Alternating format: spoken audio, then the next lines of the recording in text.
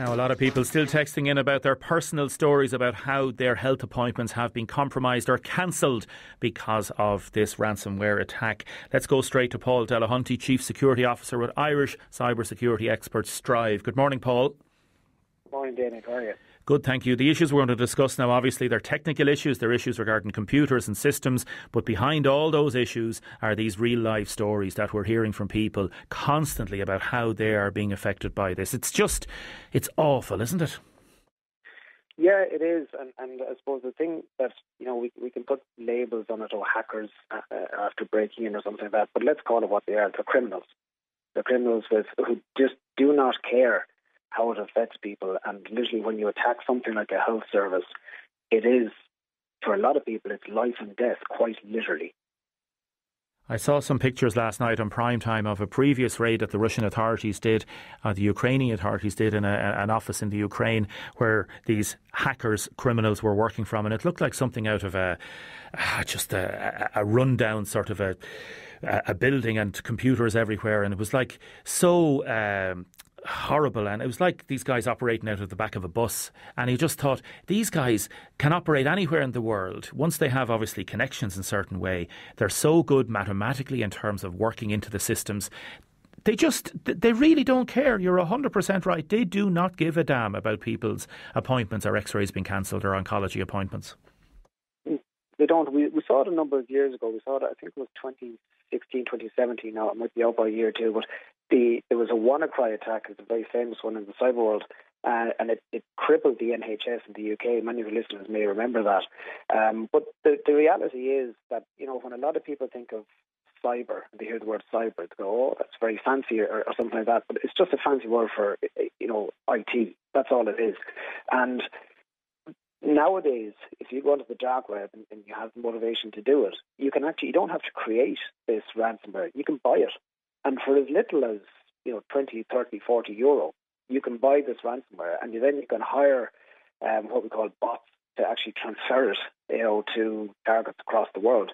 So it's becoming much, much easier for people to do it without actually having to go and code this malware, this malicious software themselves. As you say, the Scottish Government as well, you were mentioning the Environment Watchdog, they're still struggling to process thousands of pollution permits, planning applications and waste licences, and this happened 5 months ago. So the knock-on effects and the continuing effects from this particular attack on the HSE could well continue for many, many months, couldn't it? No, it could, absolutely. And I did see something this morning that was disturbing, but it's expected that some healthcare information is starting to make its way out there. Now, my gut reaction to that, without knowing any more details other than what I've heard in the news, is, this is perhaps the hackers just trying to turn up the heat a little bit, just to show, look, we have the information, and, if you don't pay the ransom, we'll start drip feeding it and releasing it bit by bit, or actually worse than that, put it on the black market, put it on the dark web, and sell it, off it. And these, this kind of information can go for hundreds of euros per person. It's valuable information. For many years, the social security numbers and that kind of information was one of the most valuable pieces of information you could get on the dark web. But health information is starting to overtake that now in value. How do they actually fix this? If there's IT specialists in different hospitals and different departments, will they try and just fix it internally within their own system first and maybe say, right, let's cocoon that hospital off. OK, you're safe now. Let's do the next one. Or how do they actually try to fix this, Paul? Yeah, it may be. I suppose it wouldn't be fair to me to talk in specifics about anything that's gone on at the HSE because I'm not privy, I suppose, to... No, but just in corporations, in general terms. In general terms, how you kind of protect yourself against it, maybe more than fix it, is just... There's a couple of approaches. The technology piece is one, absolutely, and we're tending to go now much, much more away from the static approach where we try and block out or filter emails that are coming into our inboxes based on, predefined words or predefined phrases, because after a while the attackers learn those and they just work around them. So now we're moving much more towards what's called neural networks or artificial intelligence, and that's basically it's a kind of intelligence that can learn on the job, almost like a human.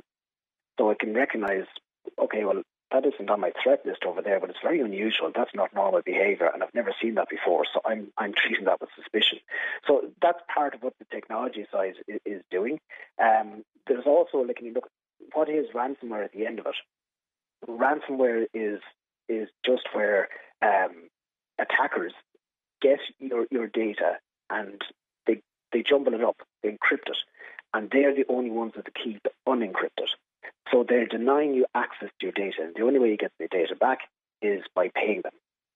So that's what they're essentially doing. But if you have a backup of your data, a secure backup somewhere offsite, well then you have access to your data.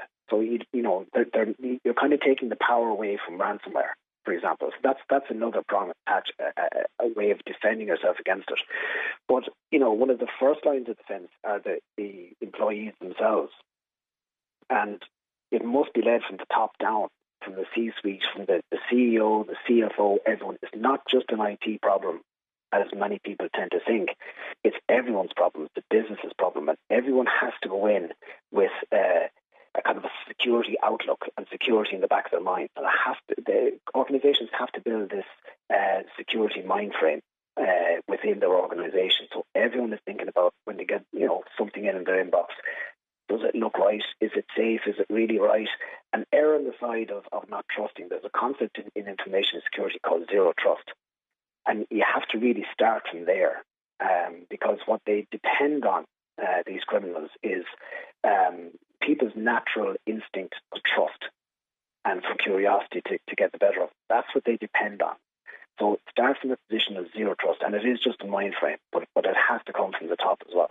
It really does. Paul, it's lovely to talk to you about this in difficult circumstances. We'll talk again. Thanks very much for joining us. Appreciate it. No problem. Thanks, Tim. Have a good day. Bye-bye. Thank you, and yourself too. Paul Delahunty there, Chief Security Officer with the Irish Cyber Security Experts Stryve.